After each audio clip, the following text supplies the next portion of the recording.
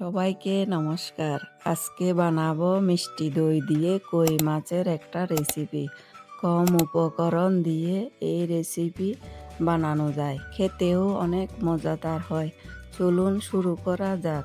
প্রথমে আমি 4টা মাছ ভালো করে ধুয়ে নিয়েছি। মাছের মধ্যে 1 চামচ হলুদের গুঁড়া, 2 চামচ তেল, ফালি লেবু রস দিয়ে ভালো করে মেখে রেখে দেব 5 মিনিটের জন্য। এখন একটা মশলা তৈরি করব। 4 চা চামচ মিষ্টি দই, 1 চামচ হলুদের গুঁড়া, 1 চামচ মরিচের গুঁড়া, 1 চামচ আদা জিরা বাটা, সামান্য পানি দিয়ে মিশিয়ে রেখে দেব। এখন চুলায় কড়াই বসাবো। কড়াই গরম হয়ে আসলে তেল দিয়ে দেব। তেল গরম হয়ে আসলে মাছগুলো লাল লাল করে ভেজে তুলে রাখবো।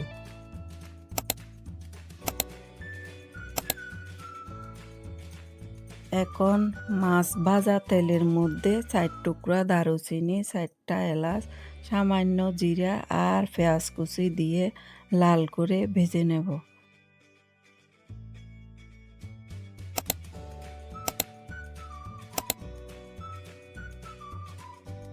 এখন আগে থেকে তৈরি করা মশলা দিয়ে কিছুক্ষণ কষাতে হবে।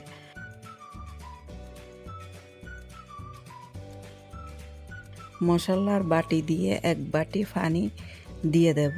4-5টা কাঁচামরিচ দিয়ে দেব।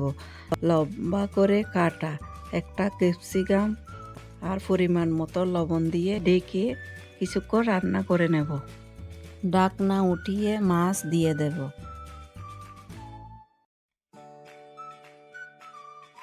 একটা টমেটোর ফালি দিয়ে দেব। আবারও একটু ঢেকে রাখবো। ঢাকনা উঠিয়ে আধা চা চামচ গরম মশলার গুঁড়া দিয়ে ঢেকে নামিয়ে নিলে হয়ে যাবে দই দিয়ে কই মাছের মজাদার রেসিপি। এইভাবে রান্না করে খেতে পারেন। আমার এই রেসিপি যদি ভালো লাগে তাহলে একটা লাইক, শেয়ার, সাবস্ক্রাইব করবেন। সবাইকে ধন্যবাদ।